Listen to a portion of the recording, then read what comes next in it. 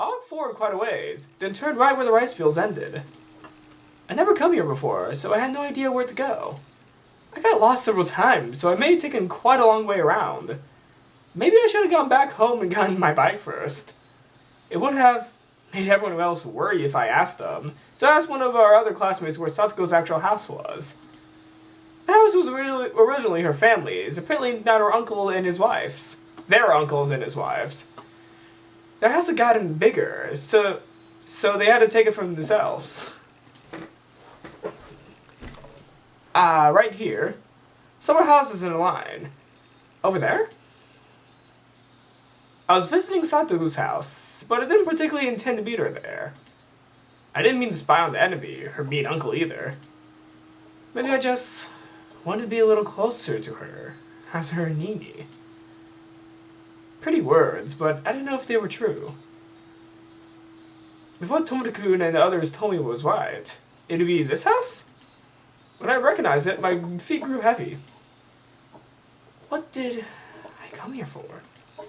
My motive for coming here was absurd. When Beyond said at the end we were powerless, it sort of made me frustrated. I just wanted to do something, anything other than waste the days praying for a miracle. That's what made me come here. But that was all. Even if I were to witness her uncle actually tormenting Satoko, what could I do? Would I act like a comic book hero, punch the guy in the face and take Satoko away with me? And then live together somewhere far away? That was ridiculous. I'm powerless. The cicadas' voices, raised in chorus, sounded like they were scoffing at me. As though they were saying that I couldn't do anything and wouldn't do anything, then I should just go back home. I heard a car approaching, so I got out of its way. But the car stopped right behind me, its horn honking shortly once. Annoyed, hadn't I gotten out of their way? I looked behind me, and a familiar face was looking at me out from the driver's seat window. Coach.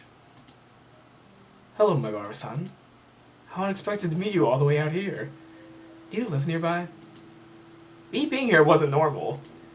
Just as I considered somehow giving him the slip, I noticed Satoko was sitting in the passenger seat.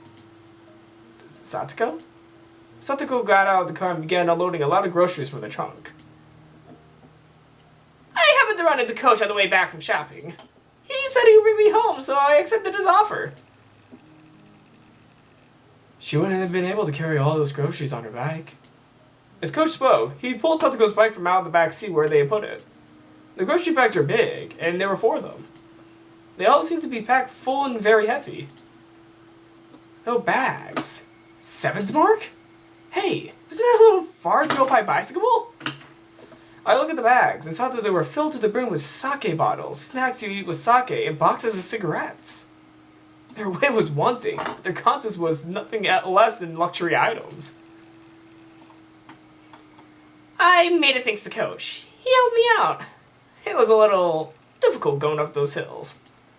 Satoko gave Coach a smile filled with gratitude, but it was incredibly awkward, even heart-trending. Satoko, these groceries aren't for dinner tonight, are they? Of course not. I do not drink sake, and I hate snacks. Of course, I don't smoke either. He made Satoko go to a distant store by herself on her bike? So he could buy dumb shit like this?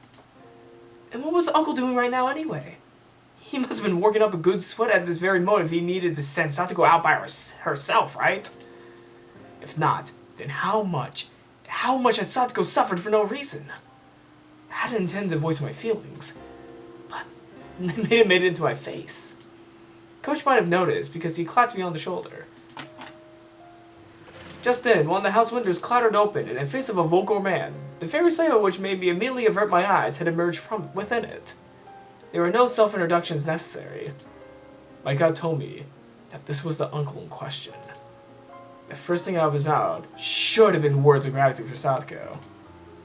Satoko! You left it here for the sake when you left, you half-wit! I'm sorry, but you told me to go right away. You idiot! All that brewing I did for nothing. Idiot! I'm sorry. I'm sorry. Satoko miserably apologized over and over, bowing again and again.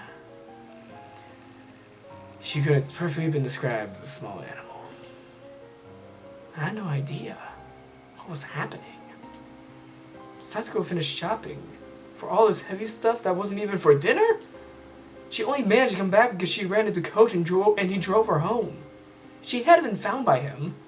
She'd surely still be by herself, panting and moaning, pedaling her bicycle up that steep hill. What was with those words? Those horrible, sleazy words that he said to Satoko? In what country's dictionary did it tell him to say such things? To a young girl who just finished shopping. My anger, of course, wouldn't reach him.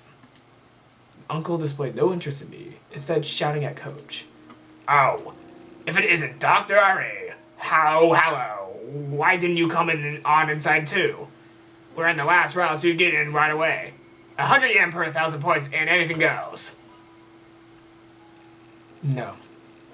I'll pass, thank you. I just ran into Satoko-chan and gave her a lift. All is all. I'll be leaving now. Ah, nah, come play around. You got a lot of money, yeah? Da-da-da-da. Fuck him. I didn't understand what her uncle and Coach were talking about. But I knew one thing for sure. None of what he just said had been to thank Satoko in any way. Satoko, can you bring us the damn snacks? And start getting those beers chilled too. Go get us some cold ones for the fridge. That chicken. You're so harsh on her. She looks so sad. You should have taken better care of her. This is how I gotta treat her. She's been like this since she was with my bro. Spoil her and she ain't gonna listen to a damn thing he's... God damn it, fuck him. I hope you draw, Tachan. Tsubaki-san declared Richi too. Sorry. What? You're on Richi again, Tsubaki? It looked like it wasn't just her uncle. Some of her friends were over. Hey, wait. What was he... No. What were they doing? Flinging rude words left and right, making Satoko go shopping for your beer? What were they doing?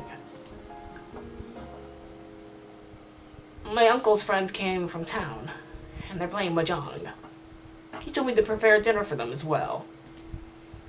What the hell? Mahjong? He called his friends over for mahjong? They were too busy playing, so it sent Satoko to buy them a crap load of booze from a faraway store? And the first thing he said to her was how he left the gas on? She left the gas on? What the hell? What the hell? What the hell?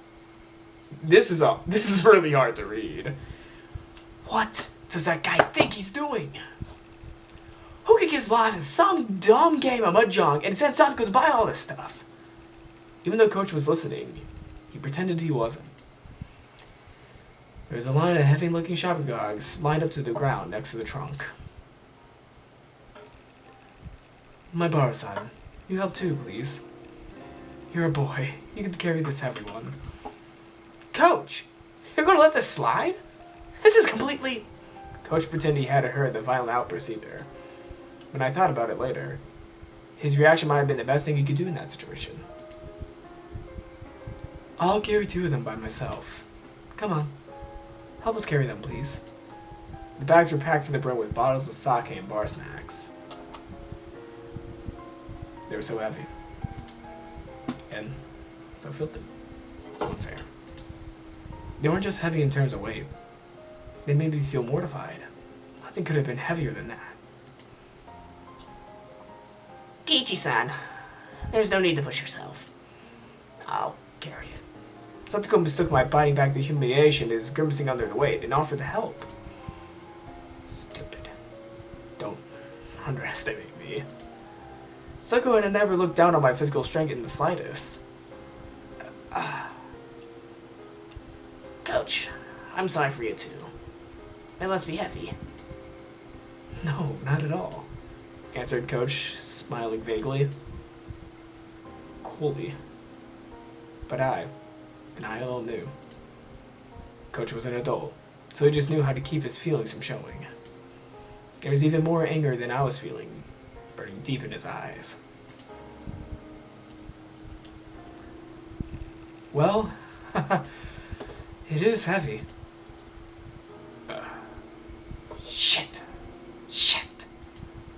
It wasn't very far to the doorstep of Sato's house, but the bag squeezed my palms and started leaving red marks. Fury welled up in me, and the back of my throat stung. But even if it came all gushing out, it wouldn't solve anything. So, just tightly gritting my teeth was as much as I could do. Really, thank you so much. Both of you. You really helped me there. After we carried them to the back door, Satoko said that was enough. Occasionally, we hear the repulsive laughing of her uncle and her friends from within, and my insides would seethe. I knew they weren't ridiculing us, and that was why it made me so mad. It made Satoko shop for all this heavy, selfish stuff, then ignore and laugh amongst themselves as they please. It was deeply aggravating. Coach had to have felt the same way. But if he accidentally let his feelings slip onto his face, he only caused Satoko more worry. He knew all that. So coolly, he'd say he didn't care. Not at all. I'm happy it could be a little bit of help for you. If there's anything else I can help you with, please tell me. Yes. I'm really happy you feel that way. That he feels that way. Those words. Sad. Satoko herself was sad and resigned, and we could only help her so much. But she was right. No matter how much Coach I want to help Satoko, this is as much as we could do. I felt absolutely ashamed of not having the power to help her with any more of this. Burning, boiling emotions were bubbling up within me and rising to my throat. Trembling all over, almost started to cry from my fury. Me too. If there's anything I could help, I'll help you whenever you need. So, hang in there.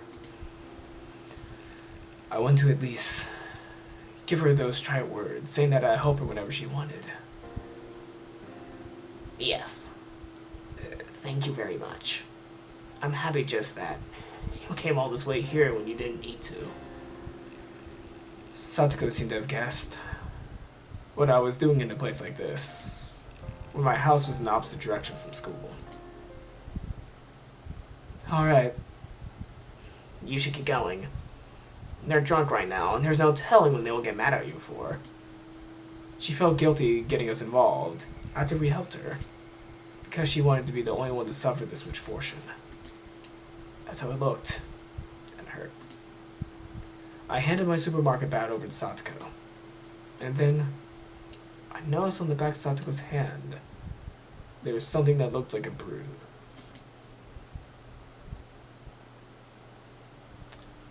Hey, Satoko, what the heck is that bruise? I knew as much as anyone else how transparent that sounded. I didn't need to hear it from Satoko to know how this bruise came to be.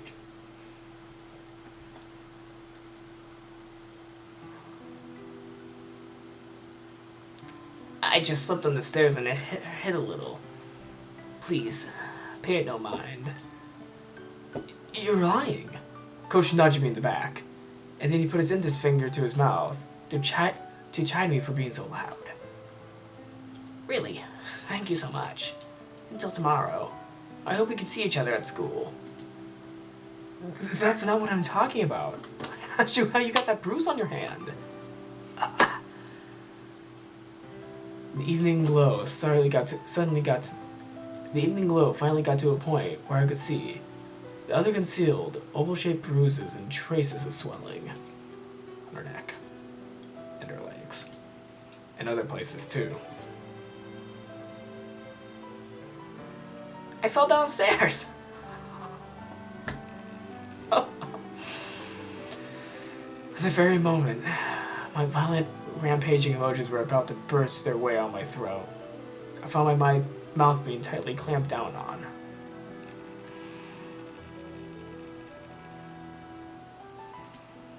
Coach was pressing down on my mouth from behind,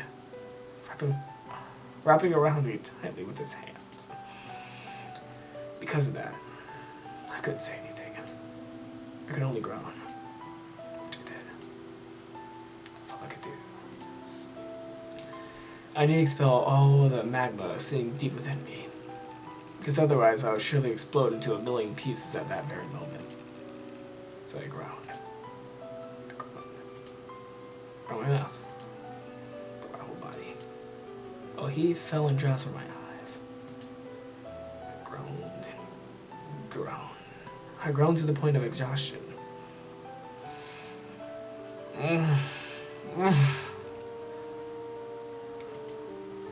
Growling absolutely everything out of myself. Even having lost my voice, I was still gonna get it all out. I understand how you feel. I really do, my bar-san. Please, please just endure it for now. Please, I'm asking you, my bar-san. Endure it for now? And then what, huh? What would happen to her? To Satoko? Body and mind are ruined and she was being made to suffer like this.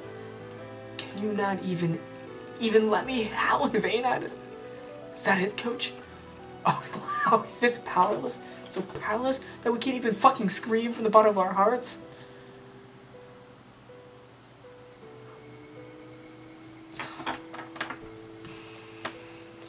The voices of the Higurashi made me calm down. I didn't know how long it had been. Satoko abruptly gave a slight bow. Thank you very much, Keiji-san. Satoko.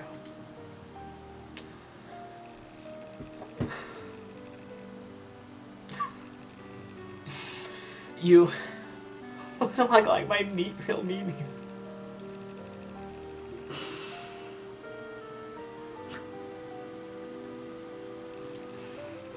My real Nine may not be here anymore. But I have another Nini named Kichi-san. Yeah, you got it. I'm your Nini. And when you're in pain, I'll help you no matter what. Your Nini will rescue you for sure.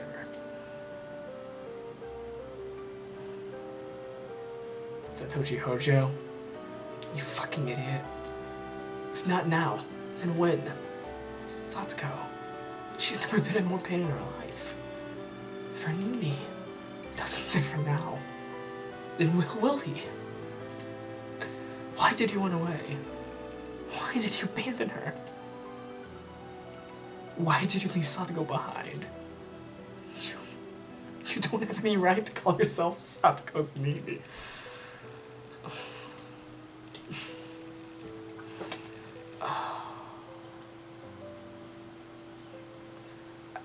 I won't run away. Huh? I definitely won't run away.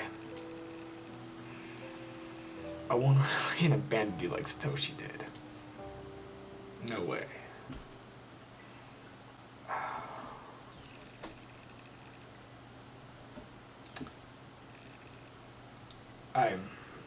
I'm so sorry, everyone.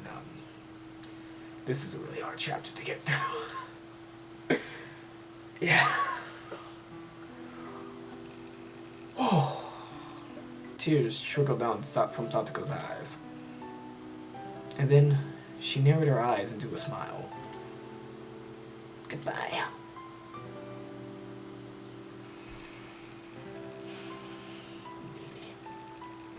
Satoko took her right hand and awkwardly waved at me. Oh. And I just recovered. I just recovered. I'll be alright. My Nini helped me so much. So I'll be okay. I'll do my best until tomorrow. I'll be okay. So, for today, this is goodbye. There was no way that I could have said bye, see you tomorrow. And then, from inside the house, came a throaty, disgusting voice. Satoko! Could you bring us the snacks already? Okay, Nini. Get going already. I'll be fine now. Hurry. Let's go, my Bar-san. Staying any longer than this would be a bother to Satoko-chan. Coach, Nini's house is a little far away. I'm sorry to ask you this, but could you take him home? Yes, I'll do that. Coach grabbed me by the collar, and with strength I couldn't imagine him having, started dragging me away. And I, unable to oppose him, started getting farther away from Satoko. She waved her hand to us, expression still dark, and disappeared through the back door.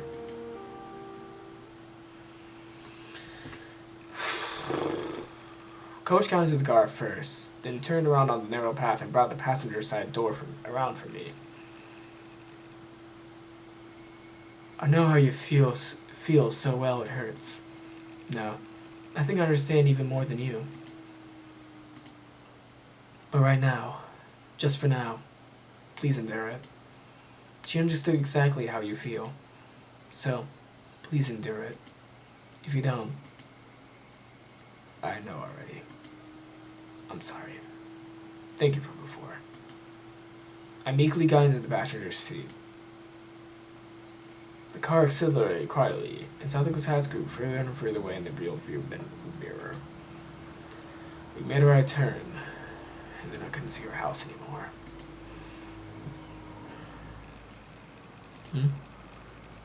Is your house that far away? It's in the other direction from the school, isn't it? I didn't bother to reply. I would have been hard-pressed to give him an answer as to why I was at Satoko's house. Coach didn't say anything more either. For a while, the two of us were silent. The only sounds from the gravel sprang over the road as we drove. I remember how Rena said things were different last year. At the time, she had Satoshi with her. Satoshi protected Satoko, so that less of the sparks fell onto her. But now, Satoshi isn't here. Yes, that's the unfortunate truth. Coach seemed to understand what I really meant when I said that. It's a terribly sad, cool story. But there's a limit to our resolve, our efforts, and our assistance. It sounded like an excuse, but he was right. Even the coach and I wanted to be people that Satoko could depend on. That was all. It ended at the front door.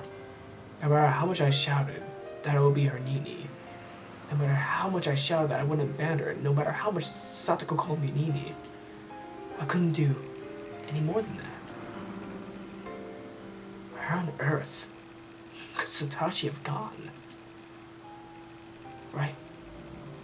Satoshi was another story. Her actual brother, Satoshi, he was in a position to protect her for far better than we ever could. And that was the cold, sad truth, the massive gulf between Satoshi and us. I wonder what he's been doing lately. Satoshi left home. I don't know why. Maybe it was because the Oshio-san was cursed, or he disappeared or something. In any case, he wasn't beside Satoko right now. At the time Satoko needed him to protect her the most, he wasn't here. Why isn't he here? Satoko needs him now more than ever. A lot of people talk about Oshio-san's curse. The only thing I can say is that he ran away. One of my friends said that the other day he just never came back. He ran away without leaving as much as a note for his sister? Satoshi couldn't have been doing part-time jobs a lot. At the time, Satoko-chan really wanted this huge stuffed animal. It ended up costing a lot, so he was doing all sorts of part-time jobs in order to afford it. He felt so strongly about it. Everyone was whispering how he at least wanted to get his sister a nice birthday present, since she was being made to live such a pitiful life with her uncle and his wife. And then, he didn't use his savings for a birthday present for Satoko. Sakoshi-kun disappeared, and the police looked long and hard. They found out that Satoshi had withdrawn all of his savings on the day he left. After checking all over, they began to think he maybe used his savings to go to Tokyo. Tokyo? For what? Again, I'll just say that he ran away. He saved up all that money so that he could run away? He was that selfish? But how could he just leave Satoko behind? If he was going to run away, anyway, he should have brought Satoko with him. Even now, Coach was still calm. He wasn't trying to pour any oil on the fire of my anger at all. He just waited until my anger naturally subsided. After listening to the gravel being crushed under the wheels for a little while, Coach spoke abruptly. Please understand. Satoko-chan, left behind, arrived at the same conclusion. I'm a burden on my brother, and that's why he abandoned me. He didn't take her with him when he left. How terrible Satoko must have felt being betrayed by her brother that she loved so much. But Satoko-chan was a very strong person. Of course, she had to support her close friends too, but that was how she regained her smile.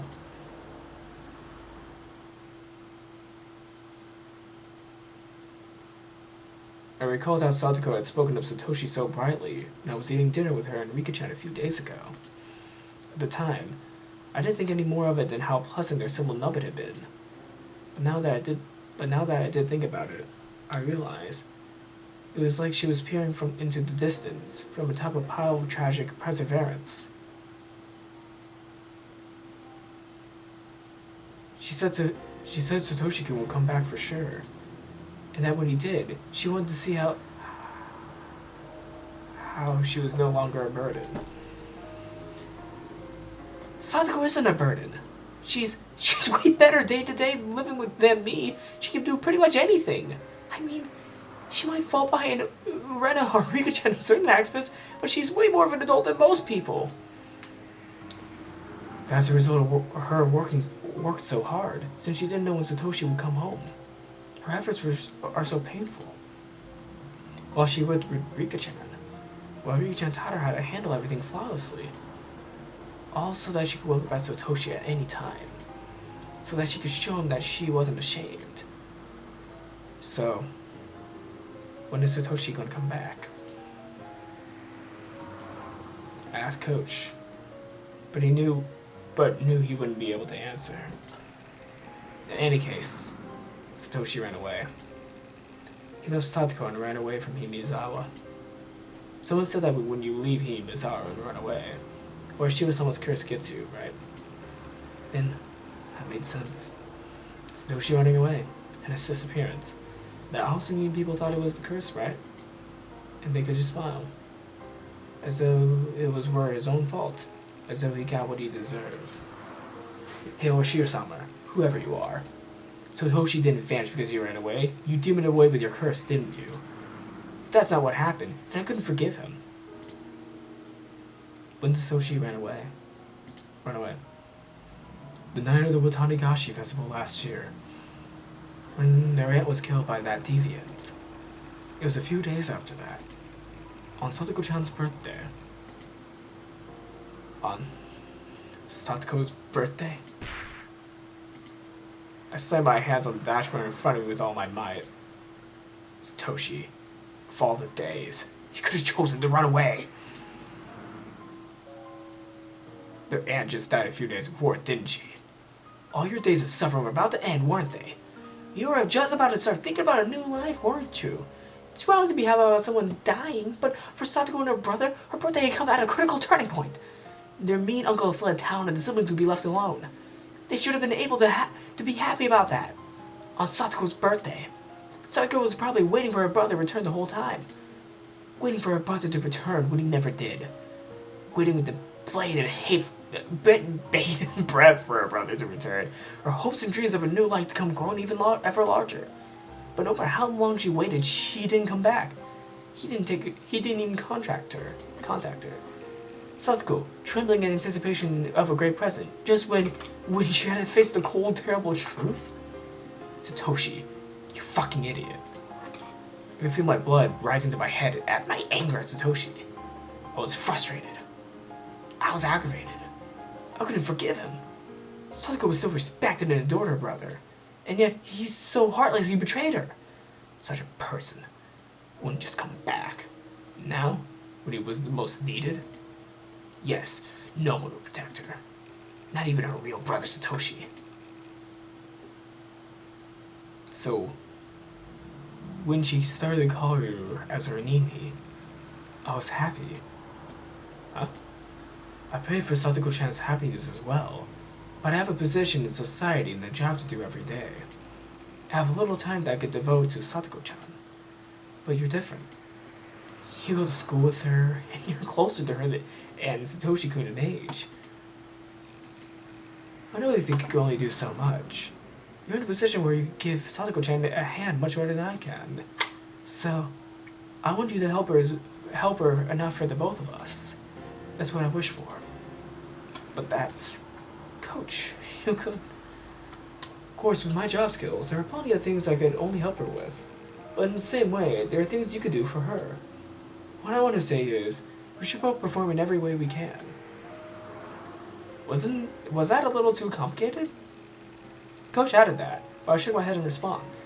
When I heard him say he had job skills, it reminded me that he was an adult, in a different position from all of us. Maybe I should ask him about it. Oh, Coach, do you know a lot about laws? No, I know even less than the average person. Why? I thought back to when I argued with Mion and others about Satoko. Our children's argument had only left it with this conclusion that we had to wait and see. But what would an adult think? What was it? The child welfare law? As an emergency measure to secure the safety of a juvenile, they could force him or her to separate from the parents. They can do that? So, when we could rescue... Oh. Wait, I don't know who's saying what. I'm sorry. They could do that? So that we could rescue Satoko from her uncle right away. Satoko-chan, I don't want that. Unless the person being abused wants shelter. Anyways, it doesn't go that far. Satoko doesn't want it? Why? Coach didn't answer me. I didn't know why he didn't. It was clear as day. It was clear as his day. Satoko's uncle was being violent and treating her like a slave. So then why? I clamped down on my frenzied emotions and waited intently for Coach to answer. But he never did. It wasn't like he was pretending he hadn't heard me. If I had to say, it was more like he wanted to explain, but he couldn't put it into the right words. Satoko-chan probably thinks of this abuse as a trial. A trial? This isn't some weird religion we're talking about. Might know this, but Satoshi-kun was always looked out for Satoko-chan. She always relied on him, almost as though she was utterly dependent on him. I'd known for a while that Satoshi had always protected Satoko from her aunt and uncle. That was his duty as an older brother, not something to worry about. I think that may have traumatized her. Maybe she figured that depending so heavily on her brother made him hate her. And for Satoko, the current situation was a retelling of the story of a little over a year ago. But this time, Satoshi wasn't here. So I believe that now, she thinks something like this. She wants to overcome this trial by herself, without relying on anyone else. And that if she doesn't grow strong, then Satoshi-kun will never return. Now that he mentioned it, Satoko had never said a word about how hurt it must have had been before. I figured she was being threatened not to talk about it, but... I talked with everyone and we were wondering if we should report it to the Child Consultation Center. I've heard that a social worker was visiting Satoko-chan last year. Yes. And then they decided to wait and see, and we thought that it might that it made her get tormented even more. That was... Apparently Satoko-chan reported it herself. And as a result, their abuse worsened, and was just kept out of sight. She was under even more torment, and the burden Satoshi-kun for protecting her rose considerably. Huh? Good Satoko. She wouldn't be thinking it was her own fault for reporting it, would she? Coach nodded quietly. Satoko-chan will probably either hate it if you suggested reporting the abuse or feign courage and say you didn't need to. And even if you reported it in secret, she'll probably insist to the social worker that she wasn't being abused. Satoko always acts so tough and doesn't readily admit defeat, so I can imagine that easily. And there are strict limitations in this emergency measure. The trial consultation said it would need permission for both the current and the concerned party. If the abuse was known to the public, they could forcibly shelter her even if she denied it. For Satoko-chan, that would probably mean losing. This isn't about winning or losing. It's real life. Satoko, she's... Back on the topic. After they placed her under protection, she would be sent to a child care institution or the like. And she would basically be living there, so it would mean moving away. And with the change in residence, we would come to a change in schools too. That, changing schools, has to be done. If that's what it would take for her to be safe. Satoko-chan understands all those things. All the more reason for her not to want it. Why? Because Satoko-chan's reason for living is to wait at the house for Satoshi-kun to return. She was a husk, an empty shell after being abandoned by her brother. How could you find her reason to live?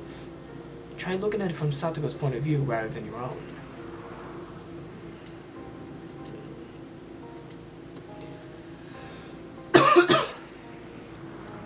I felt like he was trying to confuse me with that hard to understand, runabout way of talking so unique to adults. The point was that I couldn't do anything about Satoko wanting to stay in that house, and that I should watch until she gives in. And then, no matter what I said, Coach himself was saying to wait and see. I don't understand. What? If I feel that Satoko's really in danger, I will report it without asking anyone's opinion. She might not be happy with the result, and she might hate me for it. I believe that will ultimately be what brings Satoko happiness. Coach turned to me, gaze physically into my eyes. It was written all over his face. He was shocked at what such a young kid had said. Why? Why would you go this far? Coach. No, rather normal adults. I have not understood. So I taught him the creed and vows that I believed in. Satoko is my friend, and I'm Satoko's nini. Isn't that enough of a reason? I stared at him with a will strong and unbreakable as steel as his eyes betrayed me at the tiny bit of unrest. No. Of course that's enough. We were silent for a little while, until finally, Coach said only that. Didn't we make a promise? I'm sorry, what? That we weren't gonna ever let Satoko cry? We made a vow on that day at the barbecue party. I didn't think about it as hard as well, but Coach and I still made a promise. That we wouldn't ever let Satoko cry. Coach gave me a dry grin of regret, immediately apologizing for not remembering. One way or another, he grinned like that. It made me think that his enthusiasm for saving Satoko was a tiny bit smaller than mine. He lightly bit the brakes, making a skidding noise and leaned forward. Could that be your house there? Oh, right. My bar son would live at the My Bar residence, wasn't he? Before I knew it, we were almost in my house.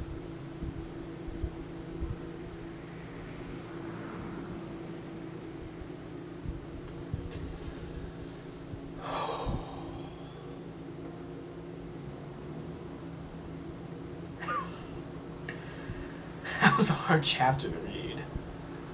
Case 31. Well, I'm gonna read case 31, but fuck, man. Oh. Case 31. December 1st, 1981. Prefecture Juvenile Welfare Division Report. Do not view, do not duplicate. Case 31, November 20th. Satoko Hōjō, blank years old. Residence, blank Himizawa Village, Sishibone. Consultation and circumstances. Anonymous telephone SOS of child abuse. Abuse situation. Anonymous claims that a female child suffering from the physical abuse by adoptive parents, her guardians. Family structure: 0. Marked abusers: adoptive father, adoptive mother, older brother, child in question. Note: in June 1980, the child's parents died in an accident, and she was given to her uncle on her father's side, her father's younger brother. Child Consultation Center's response: on the day of the anonymous telephone consultation, the center called the child's school and asked of her situation. The next day, the welfare officer on duty visited the child's home and heard what they had to say. Both adoptive parents agreed to the center's coaching. Contacted Anti-Abuse Network in the city.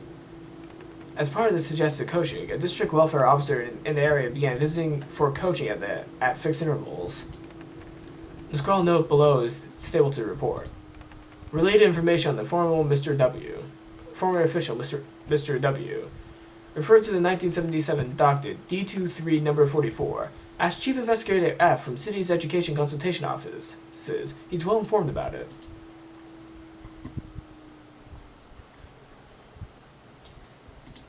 And that was Chapter 5 of Higurashi When They Cried Tatarigoroshi.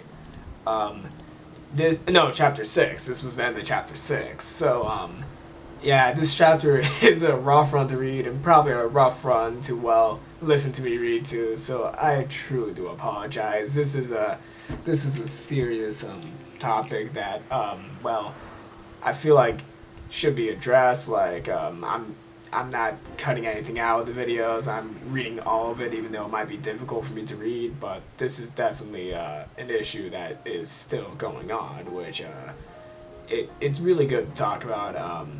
The issue disclosed in Higurashi, it's very, very real, and it's still pretty hard to talk about. But it's good for this kind of story to be told because it gives more of a view to see what happens in these kind of situations.